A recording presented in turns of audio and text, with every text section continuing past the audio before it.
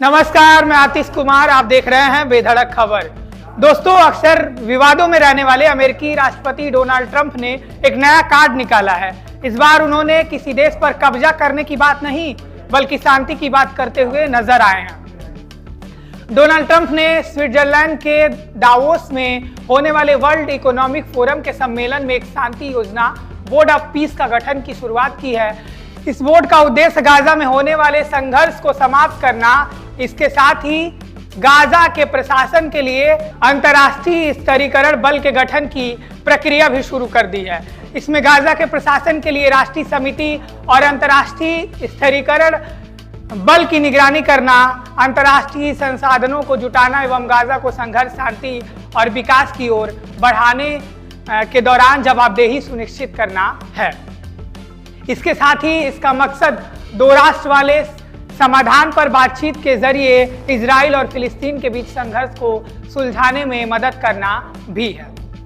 Gaza पट्टी और West Bank फिलिस्तीन क्षेत्र के दो मुख्य हिस्से हैं जो इजराइल के साथ लंबे समय से चले जा रहे हैं। संघर्ष का केंद्र है जहां गाजा पट्टी एक छोटा घनी आबादी वाला इलाका है जो इजराइल और मिस्र से घिरा है और हमास द्वारा शासित होता है। फिलिस्तीन इन क्षेत्रों में एक स्वतंत्र राज्य बनाना चाहता है, लेकिन इजराइल के साथ कब्जे और नियंत्रण को लेकर विवाद है।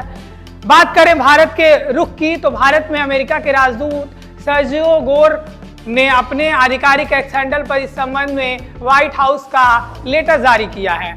उन्होंने लिखा है कि यह मेरे लिए बड़े सम्मान की बात है। मैं राष्ट्रपति ट्रंप की ओर से प्रधानमंत्री नरेंद्र मोदी को गाजा के बोर्ड ऑफ पीस में हिस्सा लेने के लिए आमंत्रित कर रहा हूं। ये बोर्ड गाजा में स्थायी शांति के लिए, स्थायित्व और खुशहाली के लिए वहां के असरदार प्रशासन को सहयोग करेगा। बता दें कि भारत को गुरुवार में दावोस में संयुक्त राज्य अमेरिका के राष्ट्रपति डोनाल्ड ट्रंप की अगुवाई में बोर्ड ऑफ पीस के चार्टर का एक ऐलान जो हुआ है उसका हिस्सा नहीं लिया। भारत ने उसमें हिस्सा नहीं लिया जो चार्टर का ऐलान हुआ था। हालांकि कहा जा रहा है कि सरकार अभी भी प्रधानमंत्री नरेंद्र मोदी को इसमें शामिल होने पर चर्चा कर रही है। भारत के लिए बोर्ड ऑफ पीस में शामिल होने पर गंभीरता से विचार करने की कुछ वजह हैं। आइए वजह जान लेते हैं। क्योंकि इनमें 20 देश पहले ही शामिल हो चुके हैं। भारत फिलिस्तीन मुद्दे को एक सैद्धांतिक समर्थक रहा है, क्योंकि भारत और फिलिस्तीन के अगर मुद्दे को आप देखेंगे तो भारत उसका एक सैद्धांतिक समर्थन आता रहा है एवं मानवीय सहायता देता रहा है। इसके साथ ही क्रूरता का शिकार होने वाली जो क्रूरता का शिकार हो रहा है फिलिस्तीन, लगातार उसकी आबादी की मदद करने का एक मौका भी साबित हो सकता है।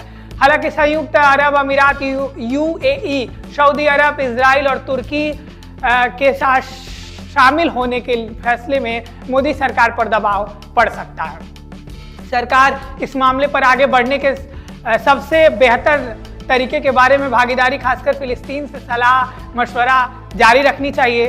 अब ये तो देखना पड़ेगा कि जारी रखती है कि नहीं रखती है, और साथ ही साथ अपनी स्वतंत्र रखनी चाहिए। अब देखना ये दिलचस्प रहेगा कि भारत सरकार इस मुद्दे को लेकर कैसे आगे बढ़ती है। क्या मोदी सरकार वास्तव में शांति समझौते में हिस्सा लेती है या फिर अपना रुख स्पष्ट आगे कैसे करती है सरकार। हमारी नज़र इस पर भी बनी हुई है। तब तक के लिए आप देखते रहिए बेधड़क खबर। वीडियो पसंद आए तो इसे शेयर करिएगा। धन्यवाद।